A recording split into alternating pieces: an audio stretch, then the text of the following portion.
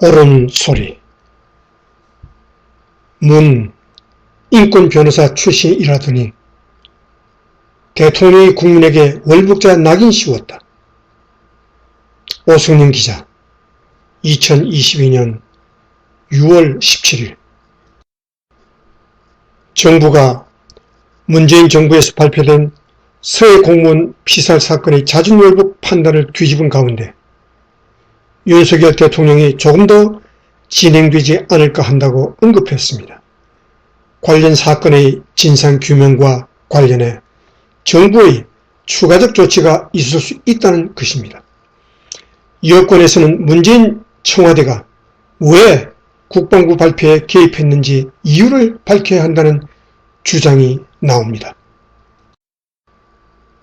윤 대통령은 17일 서울 용산구 대통령실로 출근하면서 내가 직접 관여할 문제는 아니고 앞으로 더 진행이 되지 않겠나 싶다며 디테일한 것은 잘 모르겠지만 아마 조금 더 진행되지 않겠나, 조금 더 기다려달라고 말했습니다. 유족들의 정보 공개 청구에 정부가 계속 항소를 해나가는 것이 맞지 않다고 했기 때문에 항소를 그만하게 된 것이라고 밝힌 윤 대통령은 당사자도 진상을 확인하기 위해 어떤 법적 조치를 취하지 않겠느냐, 거기에 따라 진상규명이 조금 더 진행될 것이라고 설명했습니다. 사실상 서해 공무원 피살 사건과 관련한 정부의 추가 대응이 있을 것이라는 점을 시사한 것입니다.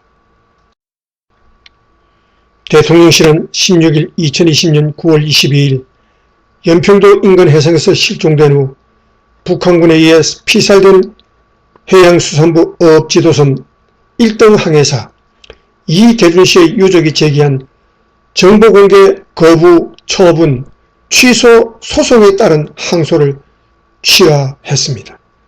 이에 맞춰 국방부와 해양경찰은 같은 날 브리핑을 통해 문재인 정부 시절 발표했던 견해를 바로잡았습니다. 이들은 한 목소리로 피격된 공무원의 월북 여부를 수사했으나 북한 해역까지 이동한 경위와 월북 의도를 발견하지 못했다며 사과했습니다. 게다가 국방부가 사건 당시인 2020년 9월 초기 발표 3일 만에 견해를 바꾼 것이 문재인 청와대 국가안보실의 지침이 내려온 것 때문이라고 설명하면서 논란은 더 커지고 있습니다. 당초 국방부는 2020년 9월 24일 성명을 통해 북한이 북측 해역에서 발견된 우리 국민에 대해 총격을 가하고 시신을 불태우는 만행을 저질렀음을 확인했다고 발표했습니다. 하지만 3일 만인 9월 27일 국방부는 시신 소각이 추정된다며 정확한 사실 확인을 위해 남북한의 공동조사가 필요하다고 말을 바꾸었습니다.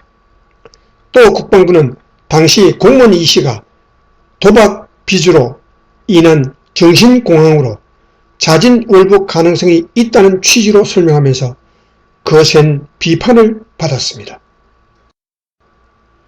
대통령실과 여당에서는 사건 당시 문재인 청와대가 국방부 발표에 개입한 이유가 무엇인지 밝혀내야 한다고 주장합니다.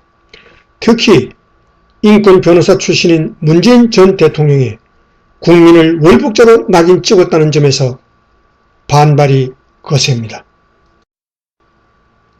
국민의힘의 한중진 의원은 17일 통화에서 과거 권위주의 정부 시절 사람들을 빨갱이로 몰았다는 것에 분노하는 문재인 대통령과 민주당의 민주화 인사들이 실종돼 북한군의 총격 살해를 당한 우리 국민에게 월북자 낙인을 씌웠다며 게다가 군이 파악한 사실관계까지 청와대가 직접 나서서 허털어뜨린 행위는 결국 북한을 위해 우리 국민 한 사람의 인권을 무참히 짓밟은 것이라고 비판했습니다. 대통령실 관계자도 이날 통화에서 문재인 청와대의 당시 모습들이 이해가 되지 않는 것이 사실이라며 향후 법과 제도적 절차에 맞춰 당시 어떤 사정으로 이런 조치가 취해졌는지는 파악돼야 하지 않겠나? 라고 했습니다. 한편 감사원은 17일 북한의 서해 공무원 피격 사건과 관련 국방부와 해경의 최초 보고 과정과 절차, 업무 처리의 적법성과 적정성 등을 정밀 점검하기 위한 감사 착수를 예고했습니다. 오승영 기자, 출처 뉴 데일리. 이상 2022년 6월 17일 정오에 보내드린 옳은 소리였습니다.